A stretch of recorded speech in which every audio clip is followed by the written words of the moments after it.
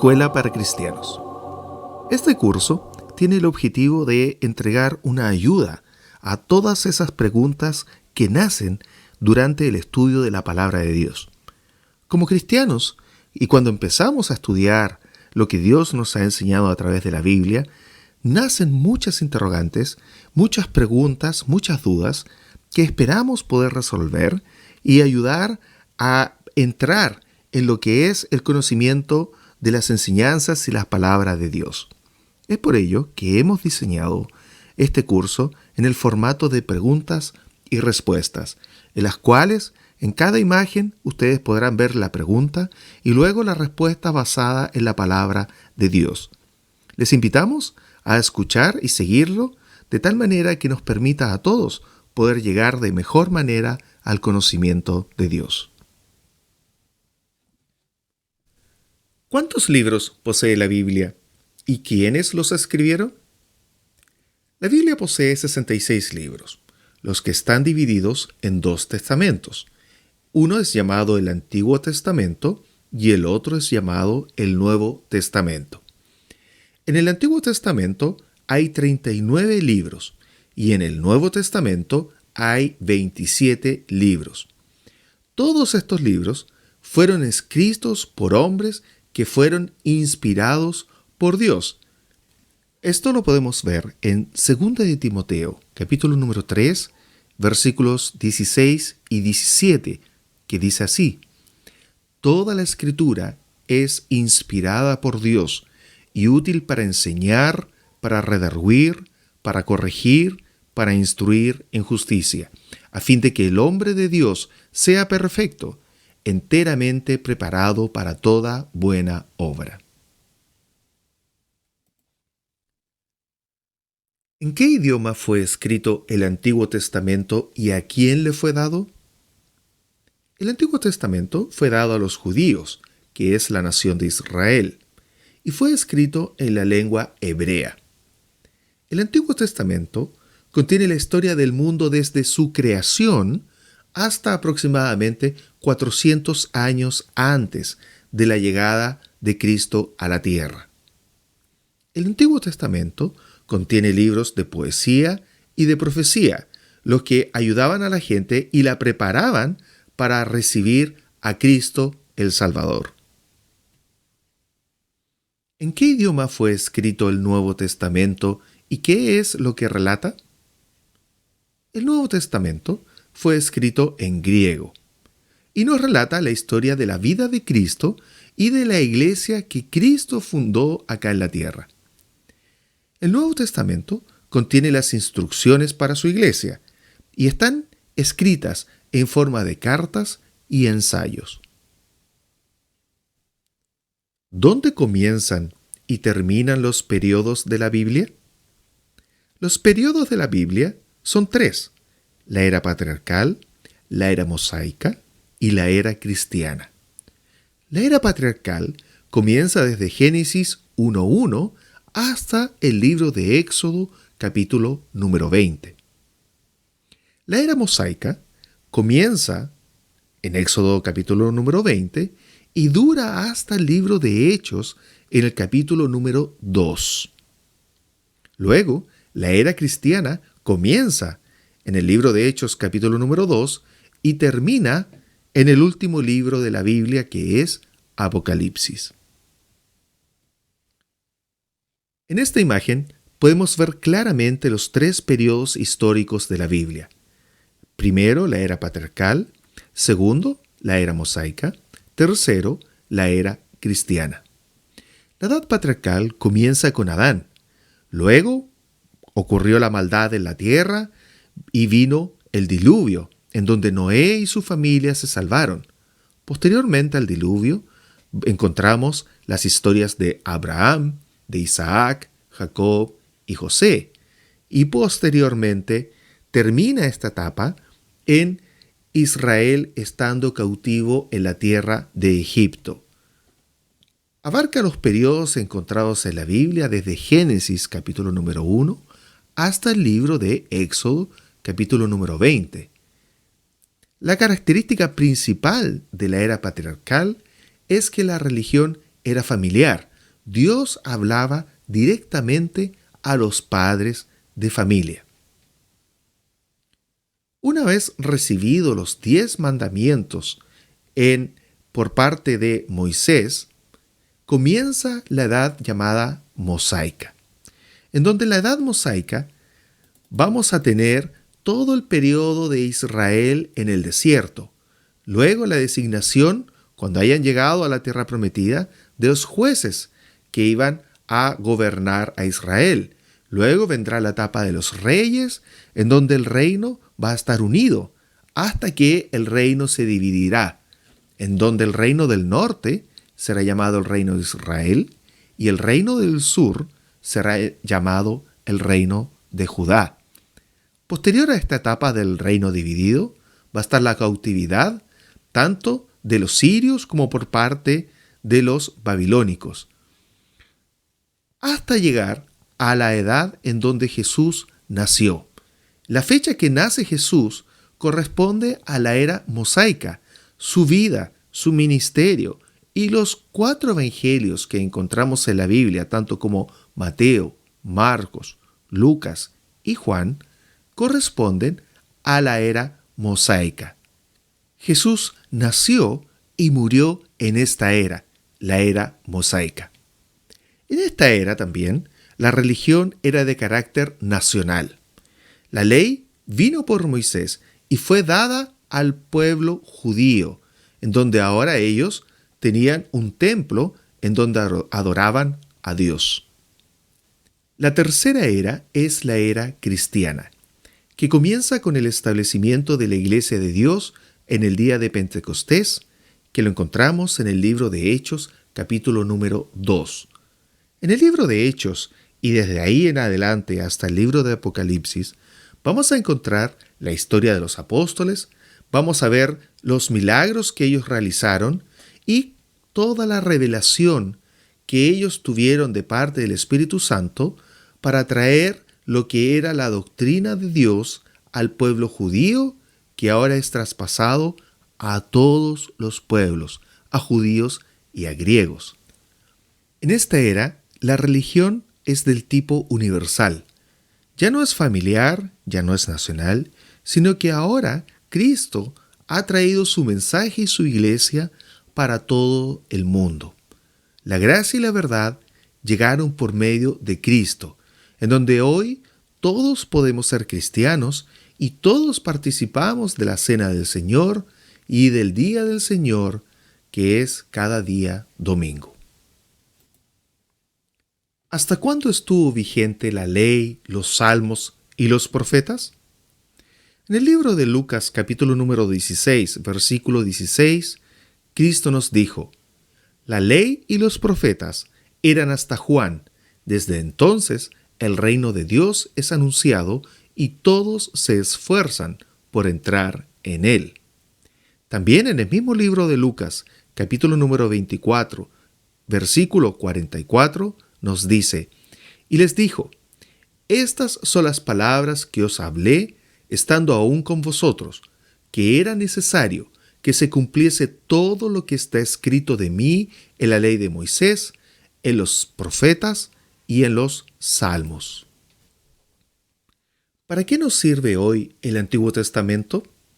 El apóstol Pablo, en el libro de Romanos, capítulo número 15, versículo número 4, nos aclara esta pregunta y dice: porque las cosas que se escribieron antes para nuestra enseñanza se escribieron, a fin de que por la paciencia y la consolación de las Escrituras tengamos esperanza. ¿Bajo qué ley nació Cristo? En el libro de Gálatas, en el capítulo número 4 y versículo número 4, nos dice lo siguiente: pero cuando vino el cumplimiento del tiempo, Dios envió a su Hijo, nacido de mujer y nacido bajo la ley, para que redimiese a los que estaban bajo la ley, a fin de que recibiésemos la adopción de hijos. Y por cuanto sois hijos, Dios envió a vuestros corazones el Espíritu de su Hijo, el cual clama: Abba, Padre. ¿Por qué Cristo no abrogó la ley? Esta respuesta la encontramos en el libro de Mateo, capítulo número 5, versículos 17 y 18. Y dice así: No penséis que he venido para abrogar la ley o los profetas. No he venido para abrogar, sino para cumplir. Porque de cierto os digo que hasta que pasen el cielo y la tierra, ni una jota ni una tilde pasarán. ¿Por qué Dios envió a su Hijo al mundo? La respuesta la encontramos en el libro de Juan, capítulo número 3, del versículo número 16 al 18, y dice: Porque de tal manera amó Dios al mundo, que ha dado a su Hijo unigénito, para que todo aquel que en Él cree no se pierda, mas tenga vida eterna. Porque no envió Dios a su Hijo al mundo para condenar al mundo, sino para que el mundo sea salvo por Él. El que en Él cree no es condenado, pero el que no cree ya ha sido condenado, porque no ha creído en el nombre del unigénito Hijo de Dios. ¿Existen condenados al infierno? Esta respuesta la vamos a encontrar en dos versículos. El primero es en Mateo capítulo número 25, versículo 41, en donde nos dice: Entonces dirá también a los de la izquierda: Apartaos de mí, malditos, al fuego eterno preparado para el diablo y sus ángeles.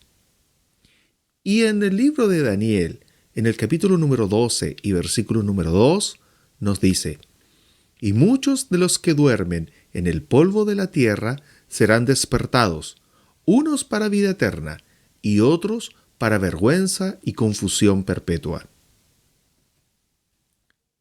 ¿En dónde moraremos después de esta vida? Esta respuesta la encontramos en el libro de Juan, capítulo número 14, del versículo número 1 al 4, y nos dice: No se turbe vuestro corazón. ¿Creéis en Dios? Creed también en mí. En la casa de mi Padre muchas moradas hay. Si así no fuera, yo os lo hubiera dicho. Voy pues a preparar lugar para vosotros.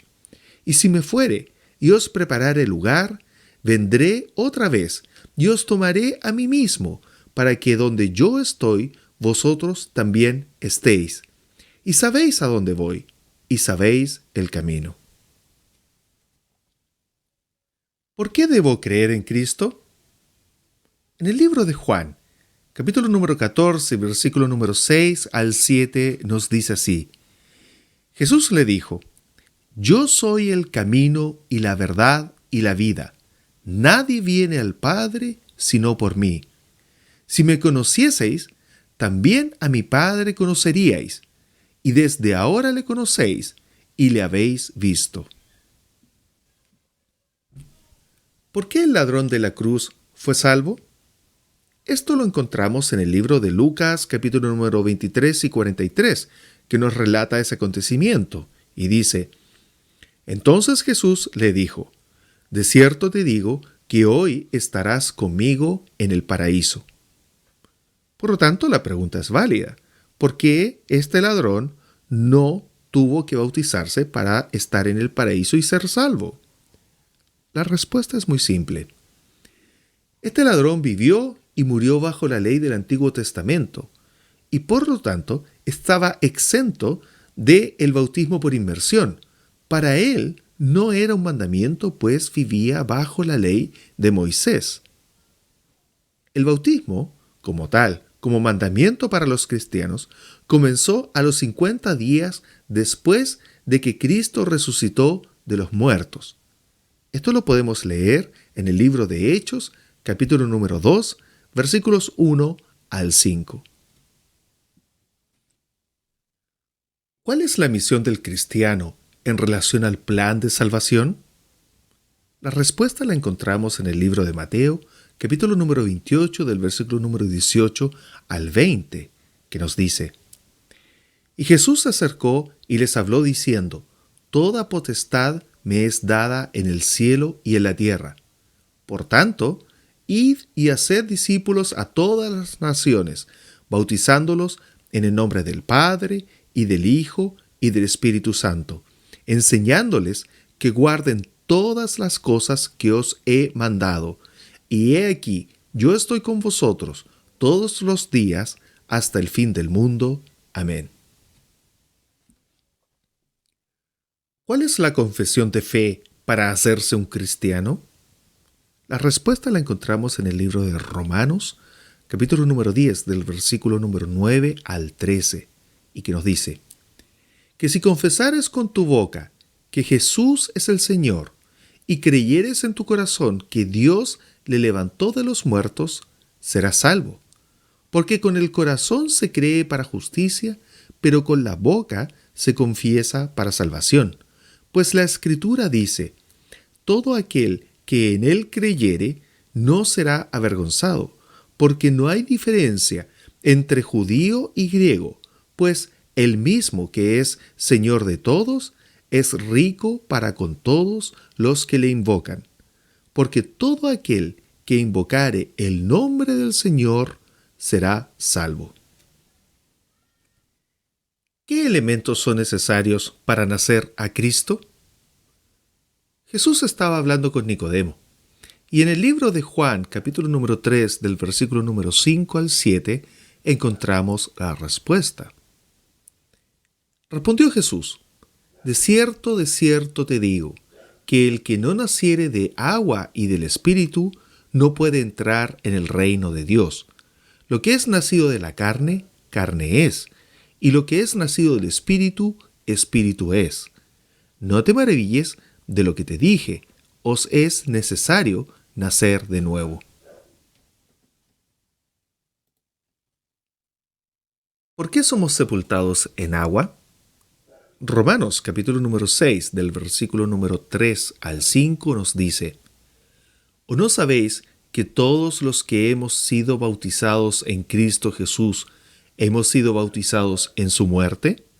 Porque somos sepultados juntamente con Él para muerte por el bautismo, a fin de que como Cristo resucitó de los muertos por la gloria del Padre, así también nosotros andemos en vida nueva.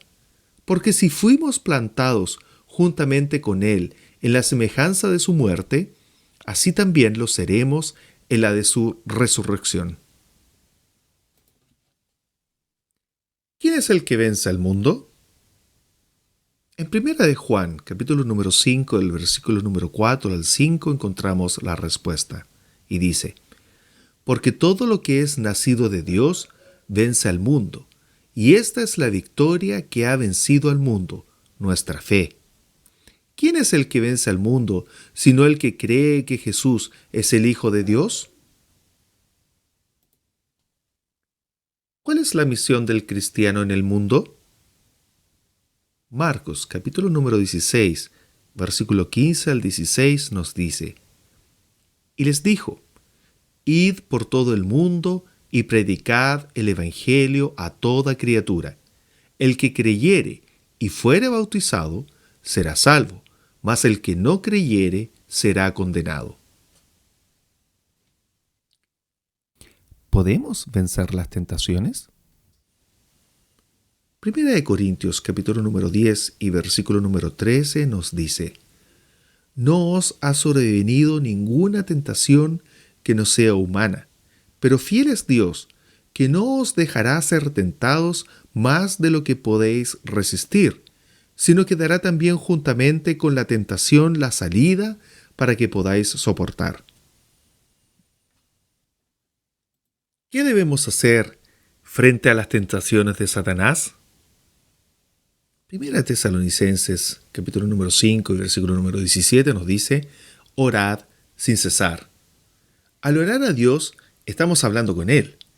Y al orar, no simplemente estamos meditando, sino que más bien estamos hablando, dirigiéndonos y comunicándonos con nuestro Señor. La oración, por lo tanto, es el medio por el cual la voz de nuestro corazón es la comunicación directa con el Padre. Al orar, estamos haciendo también una expresión de alabanza, estamos haciendo una expresión de peticiones, de rogativas y de acción de gracias para nuestro Señor. ¿Por qué no predicamos un evangelio diferente que agrade a las personas? La respuesta es que no se puede, y lo encontramos en el libro de Gálatas, capítulo número 1, versículos número 6 al 8, y dice lo siguiente: Estoy maravillado de que tan pronto os hayáis alejado del que os llamó por la gracia de Cristo para seguir un evangelio diferente. No que haya otro, sino que hay algunos que os perturban y quieren pervertir el evangelio de Cristo. Mas si aún nosotros o un ángel del cielo os anunciare otro evangelio diferente del que os hemos anunciado, sea anatema. ¿Dónde encontramos en la Biblia el evangelio de salvación? Lo encontramos en Primera de Corintios, capítulo número 15, del versículo número 1 al 4, y dice así: Además os declaro, hermanos, el evangelio que os he predicado, el cual también recibisteis, en el cual también perseveráis, por el cual asimismo, si retenéis la palabra que os he predicado, sois salvos, si no creísteis en vano. Porque primeramente os he enseñado lo que asimismo recibí, que Cristo murió por nuestros pecados, conforme a las Escrituras, y que fue sepultado, y que resucitó al tercer día, conforme a las Escrituras.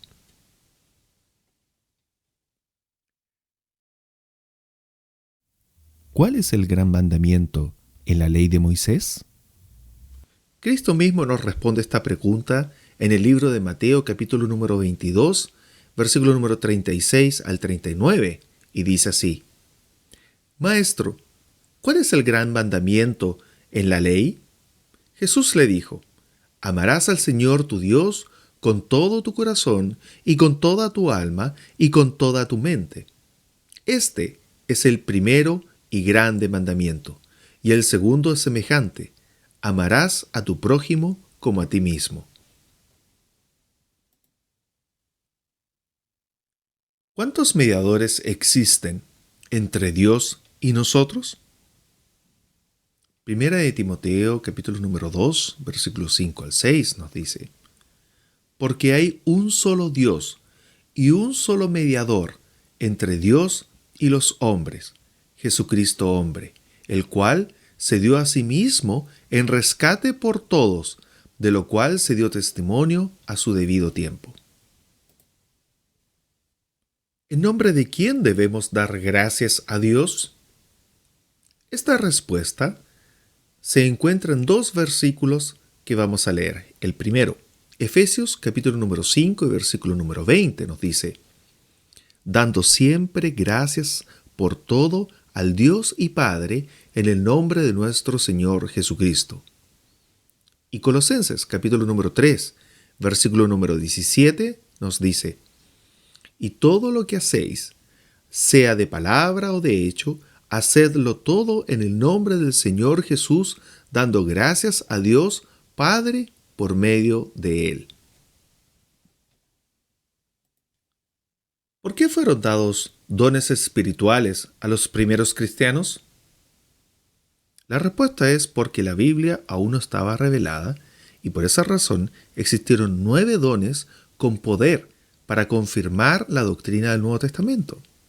Primera de Corintios capítulo número 13 del versículo 9 al 10 nos dice: porque en parte conocemos y en parte profetizamos, mas cuando venga lo perfecto, entonces lo que es en parte se acabará.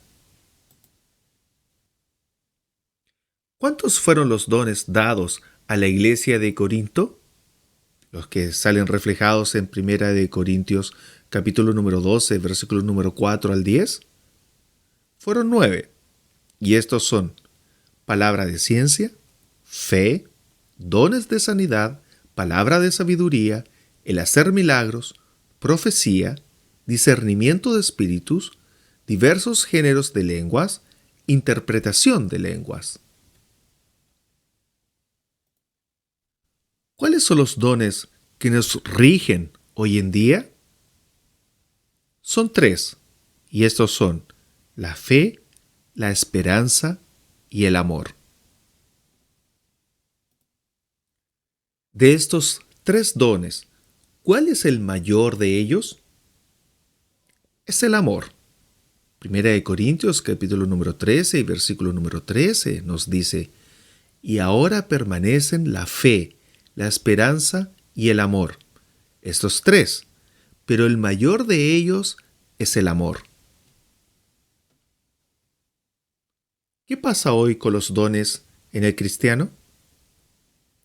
Primero hay que entender de que los dones fueron entregados en el inicio de la Iglesia de Cristo para convencer a las personas de que lo que se estaba predicando venía de Dios.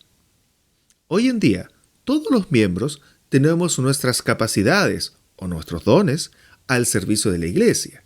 Romanos capítulo número 12 y versículo número 5 nos dice: así nosotros, siendo muchos, somos un cuerpo en Cristo, y todos los miembros los unos de los otros.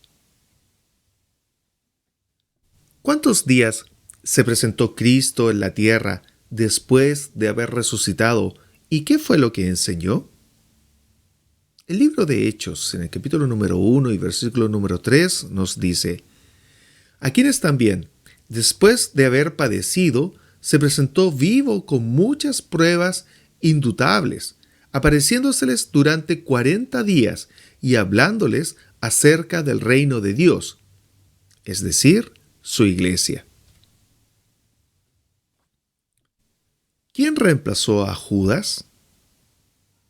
En el libro de Hechos, en el capítulo número 1, versículo número 23 y 26, nos indica qué fue lo que pasó y cómo se reemplazó a Judas, y nos dice: y señalaron a dos, a José, llamado Barsabás, que tenía por sobrenombre Justo, y a Matías. Y les echaron suertes, y la suerte cayó sobre Matías, y fue contado con los 11 apóstoles. ¿Cuándo se estableció la iglesia y qué fue lo que recibieron los apóstoles? La iglesia se estableció cuando vino el Espíritu Santo en el día de Pentecostés. Esto lo podemos leer en el libro de Hechos, capítulo número 2, versículos 1 al 4. En ese momento se dio inicio a la iglesia, acompañado con el poder que fue otorgado a los apóstoles para hacer milagros y hablar en diferentes lenguas. ¿Cuándo y dónde se estableció la iglesia de Cristo y qué fue lo que se predicó? La iglesia del Señor se estableció en la ciudad de Jerusalén en el día de Pentecostés, según podemos ver en el libro de Hechos, capítulo número 2. Y se predicó en el nombre de Cristo el arrepentimiento y el perdón de pecados para todas las naciones, comenzando desde Jerusalén. Si de Sión salió la ley, ¿de dónde salió la palabra de Jehová?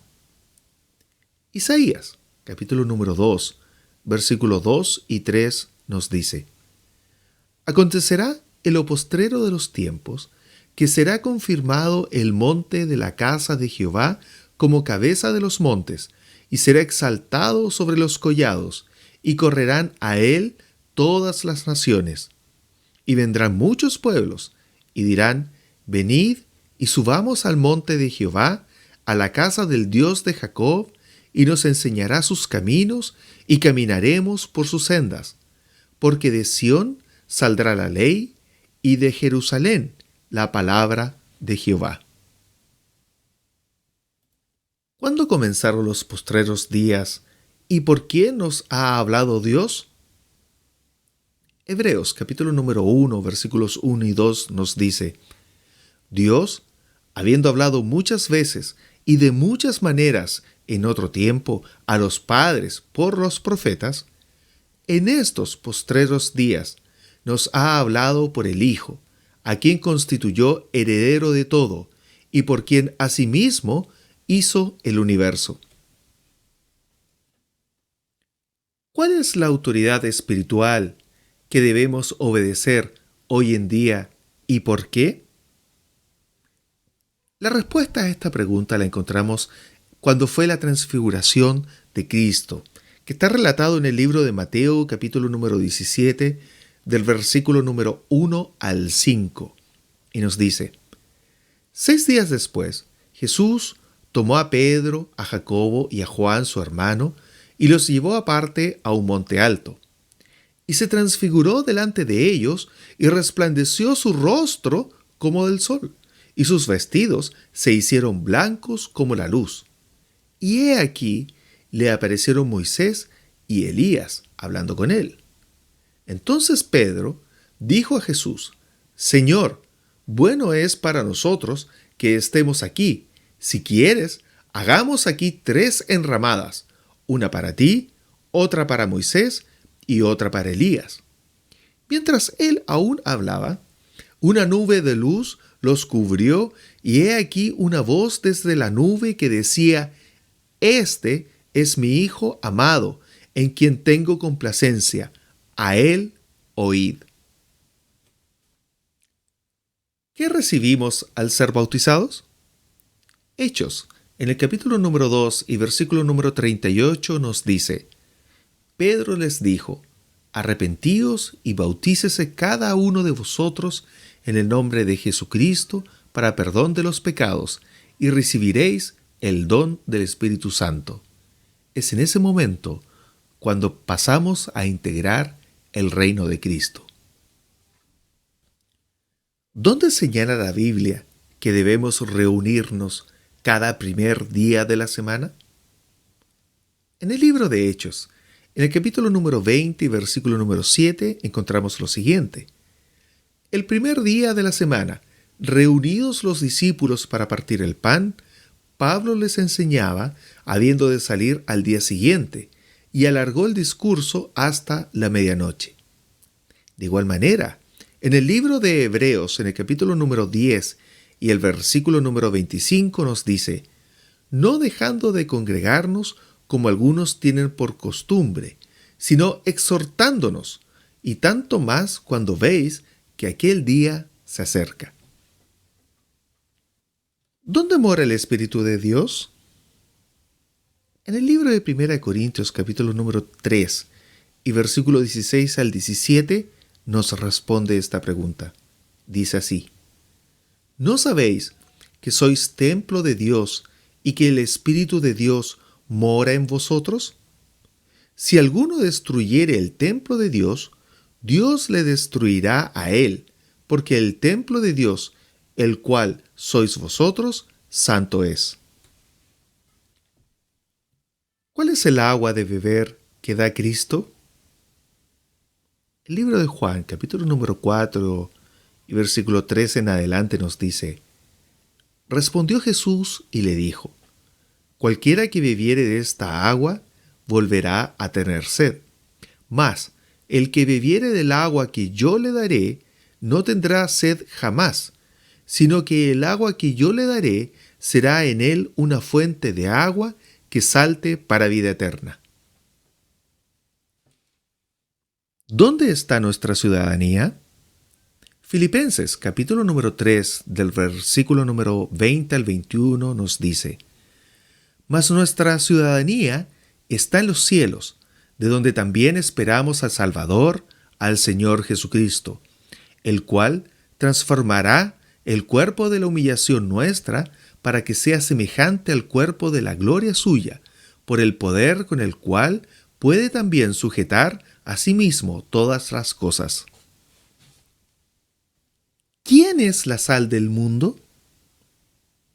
Mateo capítulo número 5 y versículo número 13 nos dice: Vosotros sois la sal de la tierra, pero si la sal se desvaneciere, ¿con qué será salada?